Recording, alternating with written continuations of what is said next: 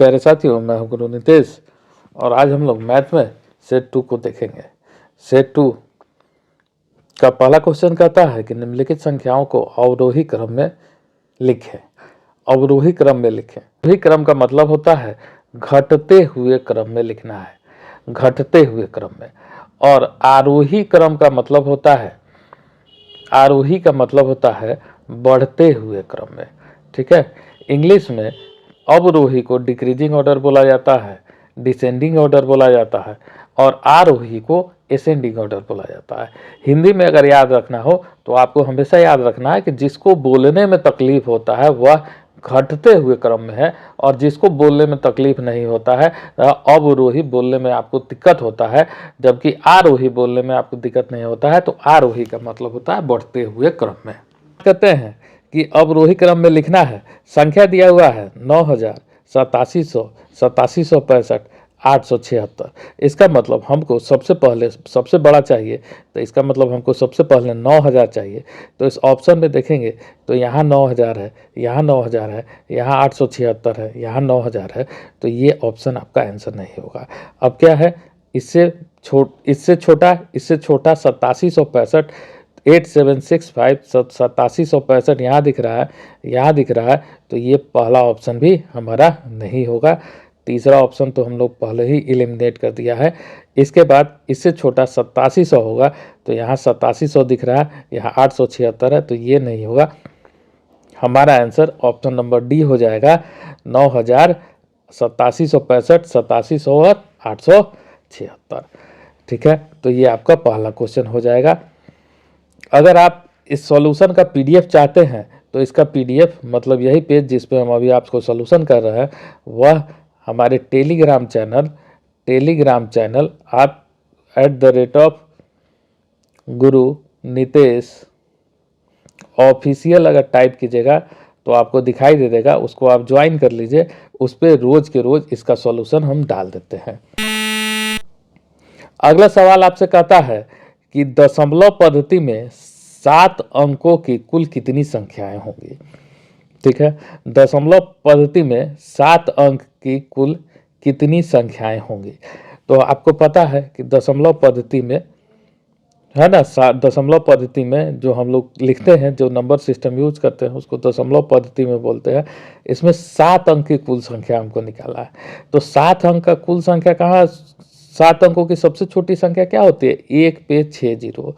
1 पे 6 जीरो जो होता है वह 7 अंक का सबसे छोटा संख्या होता है। और 7 अंक का सबसे बड़ी संख्या क्या होती है, तो 7 बार अगर हम लोग 9 को लिख दें तो 7 अंकों की ये सबसे बड़ी संख्या है। तो ये यहाँ से लेके यहाँ तक का जो संख्या होगा वह सभी संख्याएं 7 अंकों की संख्याएं कहलाएगी।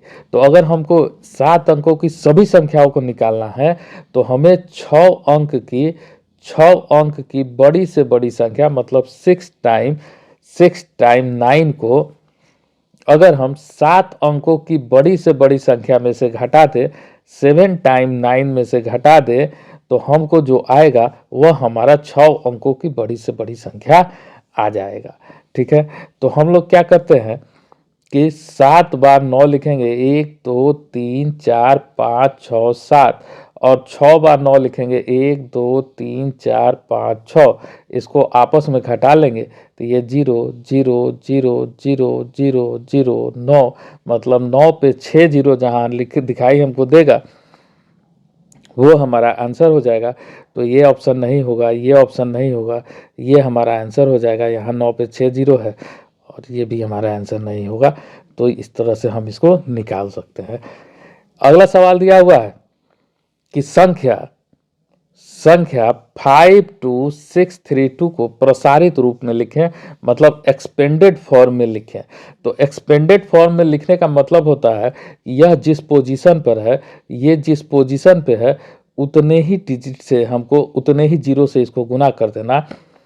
तो यहाँ लिखा हुआ है 25632, तो ये इकाई स्थान पर है तो 2 गुना 1, ये दहाई स्थान पर है तो 3 गुना 10, ये सैकड़ा के स्थान पे है तो 6 गुना 100, ये हजार के स्थान पर है तो 5 गुना 1000, है ना। ये 10,000 के स्थान पर है तो 2 गुना 10,000, और इन्हीं सबको जब हम लोग आपस में लिख देंगे, है ना, 2 गुना 10,000, 2 गुना 10,000, 5 गुना 1,000, 5 गुना 1,000, 6 गुना 100, 6 गुना 100, 3 गुना 10, 3 गुना 10, 2 गुना 1, 2 गुना 1। तो ये जो हमारा हो जाएगा, यह एक्सपेंडेड फॉर्म में हो जाएगा।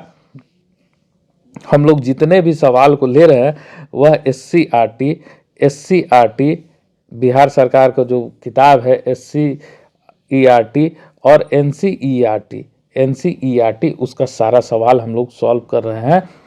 ये आपको 1 to लेके 8 तक के जितने भी मैथ्स के सवाल होंगे उन सभी में ये काम आएंगे। तो ये नहीं केवल 1 से 5 के लिए ही, ये 6 to 8 वालों के लिए भी बहुत इम्पोर्टेंट है, आगे वालों के लिए भी इम्पोर्टेंट है, क्योंकि ये बेसिक चीज़ें हैं, इस पे आपका पकड़ होना चाहिए। ये जितना अच्छा होगा आपका मैथ उतना अच्छा होगा।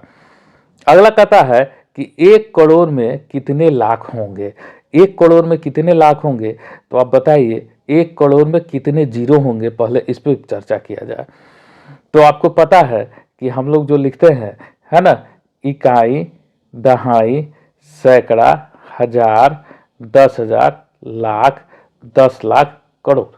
1 करोड़ हो गया, ठीक है, 1 करोड़ हो गया।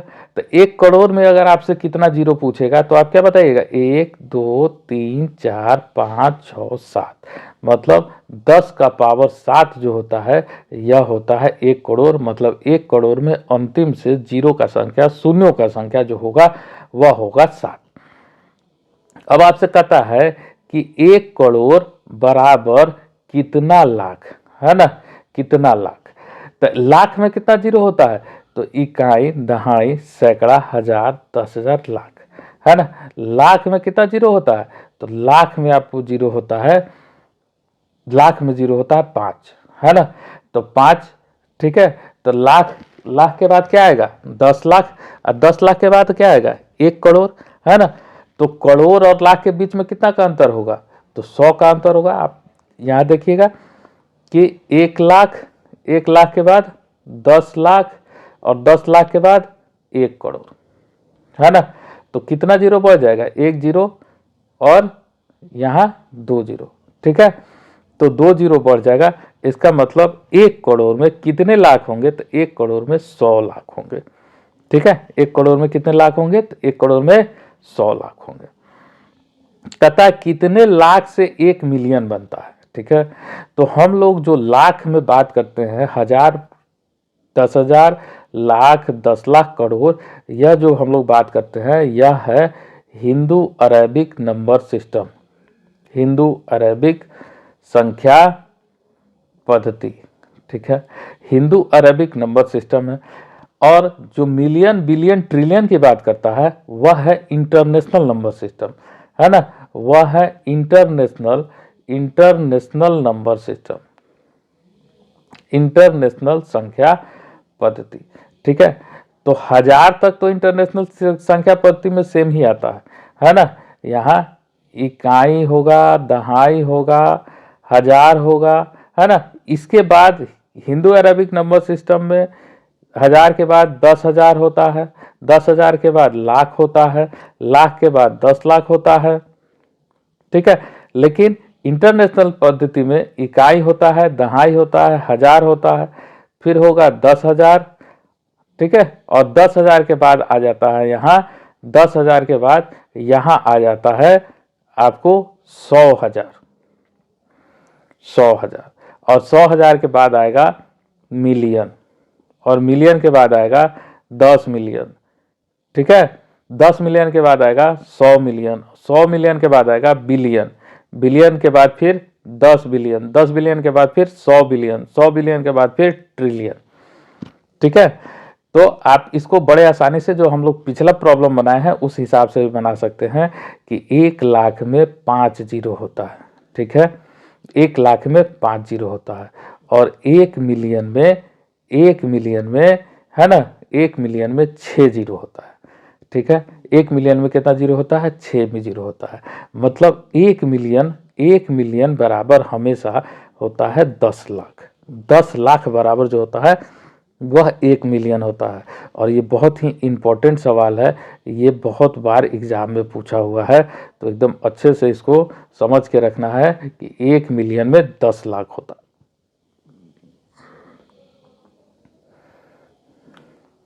अगले सवाल की तरफ हम लोग बढ़ते हैं। सवाल कहता है कि वर्ष 1991 में, अगला सवाल कहता है कि वर्ष 1991 में भागलपुर की जनसंख्या 2,35,471 थी। वर्ष 2001 में पता चला कि जनसंख्या में 70,958 की वृद्धि हुई है। तो बताएं कि वर्ष 2001 में इस शहर की जनसंख्या क्या थी। ठीक है, तो बहुत ही आसान और सिंपल सा सवाल है।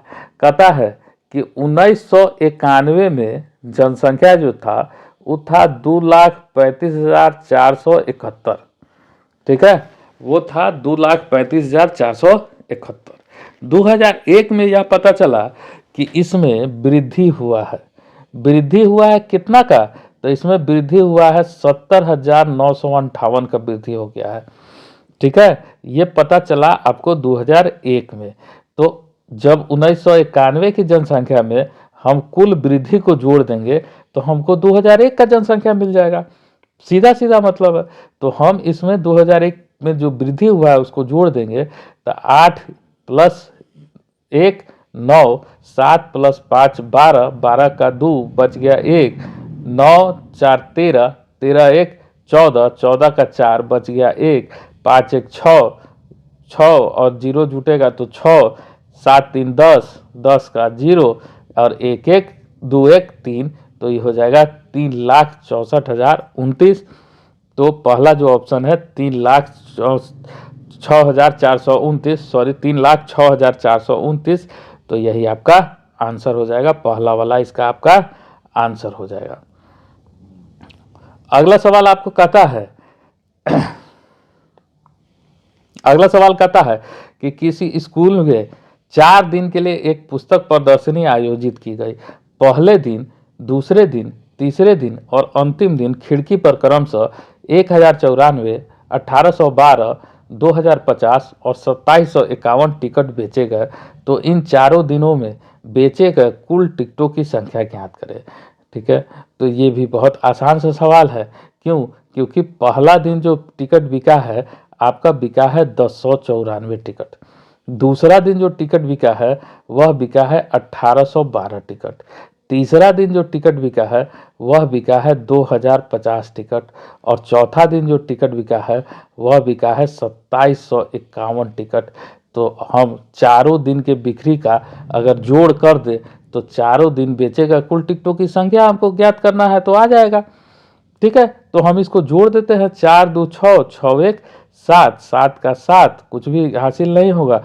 9 1 10, 10 5 15, 15 5 20, 20 का 0 हासिल 2, 2 + 0 0, 0 2 + 0 2, 8 2 10, 10 7 17, 17 का 7 बच गया 1, 1 1 2, 2 1 3, 3 2 5, 5 2 7, 7 7,707 टिकट जो होगा, तो इसका ऑप्शन नंबर 2 जो होगा यही आपका आंसर हो जाएगा। 7,707 यही सही जवाब हो जाएगा।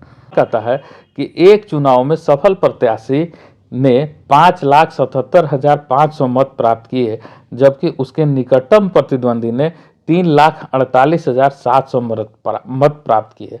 सफल प्रत्याशी ने चुनाव में कितने मतों से जीता? तो सिंपल सा बात है, चुनाव तो आप लोग तो शिक्षक हैं, चुनाव कराने जाते हैं। अगर एक कैंडिडेट को चुनाव में 5,77,500 वोट मिला है और दूसरे कैंडिडेट को उसी चुनाव में 3,48,700 वोट मिला है, तो ऑब्वियस सी बात है जिसको ज़्यादा वोट मिला है वो वोट जीता है। तो जो जीता है कितना से जीता है? तो जो सेकंड स्थान पर होता है उसके वोट को पहले स्थान वाले कैंडिडेट के वोट से घटा देंगे, तो जितना का अंतर आएगा उतना वोट से वो जीत गया है। तो हम लोग क्या करेंगे? माइनस करेंगे। 0 में से 0 गया 0, 0 में से 0 गया 0, 15 5, 5 में से 7 नहीं घटेगा, 1 हासिल हो जाएगा। तो 7 ये 1 दे देगा तो ये हो जाएगा 6 और ये हो जाएगा 15, 15 में से 7 गया 8, 6 है, 6 में से 8 नहीं घटेगा तो फिर एक इधर से हासिल लेगा तो ये हो जाएगा 6, ये हो जाएगा 16, 16 में से 8 गया 8, 8 16 अब ये बच गया 6, 6 में से 4 गया 2, 6 में से 4 गया 2, 5 में से 3 गया 2, तो ये हो जाएगा 2,28,800। ठीक है, तो 2,28,800 जो होगा यह इसका सही जवाब होगा, 2,28,800। तीसरा नंबर जो ऑप्शन है ये आपका सही जवाब होगा।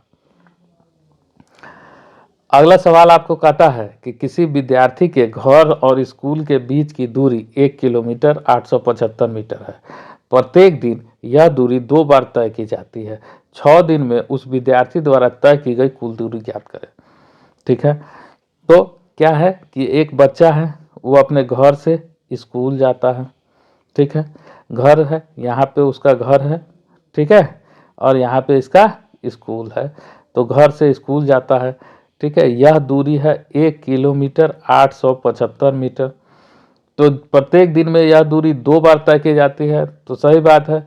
एक बार वह यहाँ से यहाँ स्कूल जाएगा और दूसरी बार वह स्कूल से घर आएगा, तो यही दूरी दो बार तय तय करेगा। इसके अलावा आपको पता है कि 1 किलोमीटर बराबर होता है 1000 मीटर। ठीक है, तो इसमें किलोमीटर भी है और मीटर भी है, तो हम सबको मीटर में बदल देते हैं। तो 1 किलोमीटर 875 मीटर बराबर हो जाएगा 1000 मीटर। 1 किलोमीटर बराबर 1000 मीटर और प्लस 875 मीटर, तो ये हो जाएगा 1875 मीटर। ये हो जाएगा आपका 1875 मीटर। अब कहता है यही दूरी दिन भर में 2 बार तय होती है, तो इसको 2 से गुना कर देंगे। तो 5 दूना 10, 7 दूना 14, 14 एक 15, 8 दूना 16, 16 एक 17, और 2 एकम 2, 2 एक 3, तो ये हो जाएगा 3750 मीटर बच्चा एक दिन में तय करता है। अब उसको कितना दिन में तय करना है? 6 दिन में। ठीक है ना, तो 3750 को हम लोग 6 से गुना कर देंगे।